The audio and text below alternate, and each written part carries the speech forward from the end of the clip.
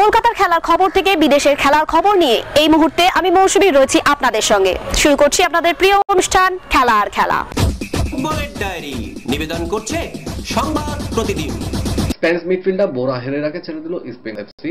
চলতি মৌসুমে তিনি ভালো ফর্মে থাকলেও পূর্ব পরিকল্পনা অনুযায়ী তাকে ছেড়ে দেওয়া হলো। এই মৌসুমে শেষ পর্যন্ত তিনি খেলবেন এফসি গোয়ার হয়েই।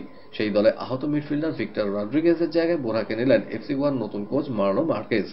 অতীতে যার প্রশিক্ষণে হায়দ্রাবাদ এফসির হয়ে খেলেছেন তিনি, অর্থাৎ আপাতত লোনে গোয়ার দলে যাচ্ছেন তিনি। নিজেদের সোশ্যাল মিডিয়া হ্যান্ডেলে বোরাকে রিলিজ করার খবর জানিয়েছে ইস্ট বেঙ্গল এফসি। সম্প্রতি তাদের কলিঙ্গ সুপার কাপ জয়ে গুরুত্বপূর্ণ ভূমিকা পালন করেন বোরহা। যা পরিস্থিতি তাতে হায়দ্রাবাদ এফসিকে সম্ভবত ইন্ডিয়ান সুপার লিগের মরশুমের বাকি অংশের সম্পূর্ণ ঘরোয়া দল নিয়ে খেলতে হতে পারে। জ ভিক্টরের ক্লাবের সঙ্গে থাকবেন কিনা সেটা এখনো হলফ করে কিছু বলা যাচ্ছে না। বেতন সমস্যার অভিযোগ তুলে দলের বাকি বিদেশি খেলোয়াড়রা একে একে ইতিমধ্যেই বিদায় জানিয়েছেন।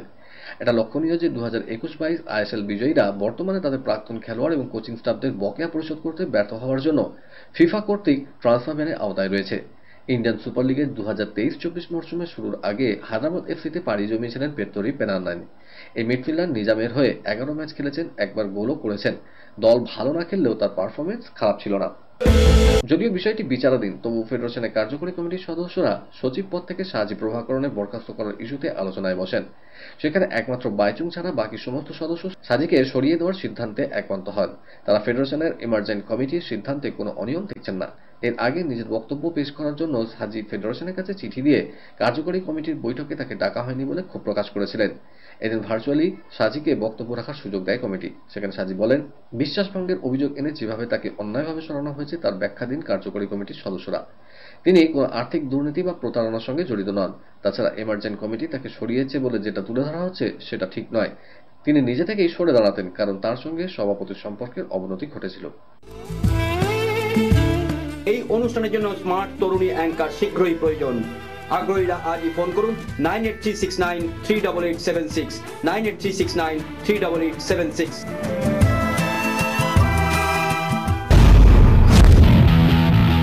ক্রিকেটের ডায়েরি। ফের এশীয় ক্রিকেটের রাশ ভারতের হাতে। আরও একবার এশিয়ান ক্রিকেট কাউন্সিলের সভাপতি পদে নিযুক্ত হলেন বিসিসিআই সচিব জয় শাহ। এই নিয়ে তৃতীয়বার এশিয়ান ক্রিকেট সংস্থার শীর্ষ পদে বসলেন ভারতীয় বোর্ড সচিব। এশিয়ান ক্রিকেট কাউন্সিলের বার্ষিক সাধারণ সভায় সভাপতি পদে জয় শাহের নাম প্রস্তাব করেন শ্রীলঙ্কার ক্রিকেট বোর্ডের প্রধান শাম্মী সিলভা। বাকি সদস্যরা সর্বসম্মতিক্রমে সেই প্রস্তাব সম্মতি দেন। ফলে তৃতীয়বার এসিসি প্রেসিডেন্ট নির্বাচিত হন ভারতীয় বোর্ড সচিব। জয় শাহের আগে এশীয় ক্রিকেট সংস্থার প্রধান ছিলেন বিসিবি সভাপতি নাজমুল হাসান পাপন। হায়দ্রাবাদে প্রথম টেস্টে 28 রানের লজ্জার হার এখন অতীত। দ্বিতীয় টেস্টে জয়ের মুখ দেখতে হলে 4 স্পিনার খেলিয়ে দেওয়া উচিত। রোহিত শর্মাকে এই পরামর্শ দিলেন অনিল কুম্বলে। টিম ইন্ডিয়া প্রাক্তন অধিনায়কের মতে রবীন্দ্র জাদেজার অবর্তমানে এই মুহূর্তে কুলদীপ যাদব সেরা বিকল্প, এমনটাই মনে করেন প্রবাদ প্রতিম লেগ স্পিনার। আগামী 2রা ফেব্রুয়ারি থেকে বেন স্টোকসের বিরুদ্ধে 22 গজের যুদ্ধে নামবে ভারতীয় দল। কুলদীপের পক্ষে সওয়াল করতে গিয়ে কুম্বলে বলছেন, আমার জানা নেই যে রোহিত ও রাহুল আদৌ 4 স্পিনারকে মাঠে নামিয়ে দেবে কিনা। তবে আমার মতে ইংল্যান্ডকে হারাতে হলে এই মুহূর্তে 1 পেসার ও 4 স্পিনারের কম্বিনেশনে দল সাজানো উচিত। ভাইজাগের পিছে কুলদীপ সফল হতে পারে। সেক্ষেত্রে রবিচন্দ্রন অশ্বিন, অক্ষর প্যাটেলের সঙ্গে কুলদীপ এবং ওয়াশিংটন সুন্দরকে রেখে দল গড়া উচিত। মনে রাখতে হবে, ভারতকে শুরু থেকে চাপে রাখার জন্য ইংল্যান্ডও কিন্তু প্রথম টেস্টেই 4 স্পিনার খেলিয়েছিল। কখনো কখনো তরুণ ক্রিকেটারদের উপরও ভরসা রাখতে হয়, আর সেই ভরসা দেখে ভারতের বিরুদ্ধে প্রথম টেস্টে সাফল্য পেয়েছে ইংল্যান্ড। অনভিজ্ঞ টম হার্টলি কাঁপিয়ে দিয়েছে ভারতীয় ব্যাটিং লাইনকে। ইংল্যান্ড অধিনায়ক বেন স্টোকস মনে করছেন স্পিনার নির্বাচনী ভারতের বিরুদ্ধে জয়ের রাস্তা প্রশস্ত করেছে। স্পিনাররাই ভারতের মাটিতে সিরিজ জয়ের সুযোগ এনে দেবে বলেও মনে করেন তিনি। হায়দ্রাবাদের টেস্টে প্রথম একাদশ নিয়ে রীতিমতো জুয়া খেলেছিল ইংল্যান্ড টিম ম্যানেজমেন্ট। একমাত্র বিশেষজ্ঞ পেসার হিসেবে প্রথম একাদশে ছিলেন মার্ক উড। ভরসা করা হয়েছিল বাঁহাতি স্পিনার টম হার্টলির ওপর। দ্বিতীয় ইনিংসে 7 উইকেট তুলে নিয়ে দলকে জয় এনে দেন হার্টলি। একই ঘরের মাঠে টেস্টে পরাজয়। ইংল্যান্ডের আক্রমণাত্মক বাসবল পদ্ধতির সামনে অসহায় দেখিয়েছে রবিচন্দ্রন অশ্বিনদের। কোচ রাহুল দ্রাবিড় স্বীকার করে নিয়েছেন অলি পোপদের রিভার্স সুইং এর সামনে বোলারদের পরিকল্পনা তালগোল পাকিয়ে যাওয়ার কথা। তার উপর চোটের জন্য লোকেশ রাহুল, রবীন্দ্র জাদেজা ছিটকে গেলেন দ্বিতীয় টেস্ট থেকে। এমনিতেও এই টেস্টে বিরাট কোহলিকে পাচ্ছে না টিম ইন্ডিয়া। তার উপর জাদেজা ও লোকেশ না থাকায় মিডল অর্ডারের দৈন্যদশা প্রকট। বিশাখাপত্তনমে টস করতে যাওয়ার আগে প্রথম 11 নিয়ে তাই রীতিমতো চাপে ভারতীয় দল। এটা ঘটনা যে জাদুর বিকল্প পাওয়া অসম্ভব। তিনি বাঁহাতি স্পিনার, ব্যাট হাতেও নির্ভরযোগ্য। উপলে প্রথম টেস্টেও ভারতের হয়ে সবচেয়ে বেশি রানের মালিক জাদেজাই। লোকেশ আবার চোট সারিয়ে ফেরার পর থেকে টেস্ট ও একদিনের ঘটনায় ধারাবাহিকতা দেখিয়েছেন। ফলে এই দুজনের না খেলা অবশ্যই বড় ধাক্কা। প্রকাশিত হলো আইসিসি টি20 মেয়েদের বিশ্বের ক্রমতালিকা। সেখানে বোলিং বিভাগে 2 নম্বরে উঠে এসেছেন দীপ্তি শর্মা। তার রেটিং পয়েন্ট 718। অলরাউন্ডার তালিকায় 4 নম্বরে রয়েছেন দীপ্তি, 10 নম্বরে রয়েছেন রেণুকা সিং। ব্যাটিং তালিকায় 4 নম্বরে রয়েছেন শ্রুতি মান্ধানা, 13 নম্বরে রয়েছেন জেমাইমা রড্রিগেজ। পাকিস্তান সুপার লিগে খেলবেন ওয়েস্ট ইন্ডিজের নতুন তারকা সামার জোসেফ। পিএসএল শুরু হবে 17 ফেব্রুয়ারি। তার আগে ফ্র্যাঞ্চাইজি দলগুলি আহত খেলোয়াড়দের পরিবর্তন নেওয়ার সুযোগ পাচ্ছে। পেশোয়ার জালমি ইংল্যান্ডের গাস অ্যাটকিনসনের জায়গায় নিয়েছে জোসেফকে। ব্রিসবেনে তাঁর তাণ্ডবেই দিনরাতের টেস্ট হেরেছিল অস্ট্রেলিয়া। হ্যামস্ট্রিংয়ে চোটের কারণে ইংল্যান্ডের বিরুদ্ধে দ্বিতীয় টেস্ট থেকে ছিটকে গেলেন রবীন্দ্র জাদেজা। বিসিসিআইয়ের তরফে খবর জানানো হয়েছে, ইতিমধ্যেই তারকা স্পিনার রিহ্যাবের জন্য বেঙ্গালুরু ন্যাশনাল ক্রিকেট একাডেমিতে পৌঁছে গিয়েছেন। খেলার আরো খবর রয়েছে, কিন্তু এখন সময় একটা ছোট্ট ব্রেকের। ফিরছি ব্রেকের পর, সঙ্গে থাকুন।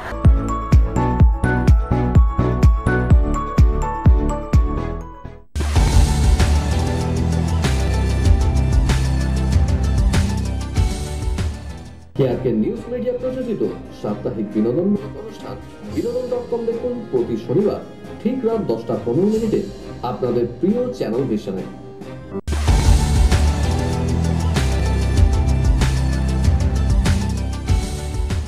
ব্রেকের পর আমি আবার হাজির খেলা আর খেলাতে। বিদেশের ডায়েরি।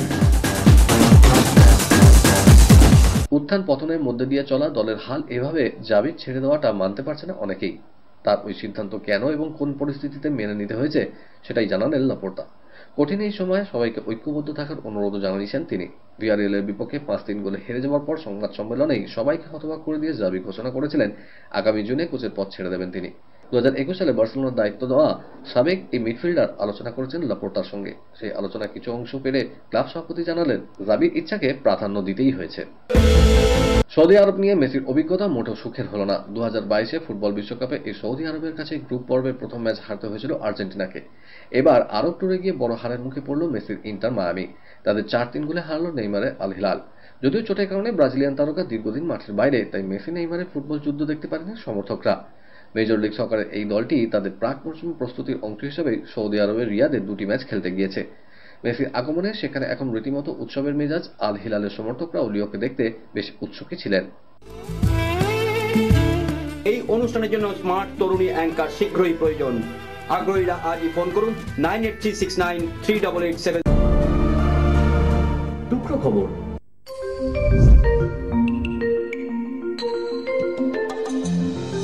কুস্তি সংস্থা নিয়ে গন্ডগোল চলছেই। নতুন নির্বাচিত কমিটিকেও বাতিল করা হয়েছে, কিন্তু এরই মাঝে গুরুতর অভিযোগ আনলেন কুস্তিগির সাক্ষী মালিক। বাতিল কমিটির প্রধান সঞ্জয় সিং জাতীয় স্তরে প্রতিযোগিতার আয়োজন করে ভুয়ো শংসাপত্র দিচ্ছেন বলে জানিয়েছেন অলিম্পিক পদকজয়ী কুস্তিগির। পুনেতে ভারতীয় কুস্তি সংস্থা সিনিয়রদের একটি প্রতিযোগিতা আয়োজন করেছে, সেখান থেকে দেওয়া শংসাপত্রে সই রয়েছে সঞ্জয়ের। সাক্ষী পোস্ট করা একটি শংসাপত্রের ছবিতে দেখা যাচ্ছে প্রতিযোগীর জন্মসালের জায়গায় 2023 লেখা। সাক্ষীর অভিযোগ ভুয়া শংসাপত্র দিচ্ছেন সঞ্জয়। পাকিস্তানের ব্যর্থতার অন্যতম কারণ প্রাণহীন উইকেট, যা নিয়ে বিতর্ক থাকা উচিত পাকিস্তান ক্রিকেট বোর্ডের, এমনই দাবি প্রাক্তন কোচ মিকি আর্থারের। তিনি বলেছেন, পিচ যদি প্রাণবন্ত না হয় তাহলে টেস্ট ক্রিকেটে কখনো আকর্ষণীয় হতে পারে না। পাকিস্তান দল সেই কারণেই ব্যর্থ হচ্ছে, এটা নিয়ে পাকিস্তান ক্রিকেট বোর্ডের সতর্ক হওয়া প্রয়োজন। দক্ষিণ আমেরিকার সর্বোচ্চ শৃঙ্গ অ্যাকনকাগুয়া জয় করলেন ভারতীয় নারী। সিকিমের সোরেং এলাকার বাসিন্দা পর্বতারোহী মনিতা প্রধান 29 জানুয়ারি 22,837 ফুট উঁচু অ্যাকনগুয়ার শীর্ষে পা রাখেন। মনিতার সাফল্যে খুশির আবহ দেশ জুড়ে। সিকিম ভেসেছে উচ্ছ্বাসে। কলকাতার ডায়েরি নিবেদন করছে গুড এজ হসপিটাল। মোহনবাগানের প্রাক্তন হেড কোচকে নিয়ে এবার মুখ খুললেন দলের প্রাক্তন ফুটবলার সুব্রত ভট্টাচার্য। এক সাক্ষাৎকারে তিনি দাবি করলেন যে ফেরান্দোর কোনো অবদানই নেই গত আইএসএলে মোহনবাগানের জয়ের পেছনে। তিনি বলেন যে ভাগ্যের জোরে আইএসএল চ্যাম্পিয়ন হয়েছিল ফেরান্দো। প্রাক্তন সবুজ ফুটবলারের বক্তব্য, আমি বেশ ভালো করেই জানতাম যে আইএসএল এর এই মরশুমে একেবারে খারাপ অবস্থা হবে মোহনবাগান সুপার জায়ান্টের। দলটার মধ্যে একাধিক ক্ষুদ্র দুর্বলতা রয়েছে। প্রতিযোগিতা শুরু হওয়ার প্রথম দিন থেকেই সেটা স্পষ্ট হয়ে যায়। শুধু আমি নয়, সেটা যে কেউ দেখলেই বলতে পারবে। দলের ফুটবলার রীতিমতো অপ্রস্তুত লাগছিল, রীতিমতো পরিকল্পনাহীন খেলা দেখিয়েছে সকলে।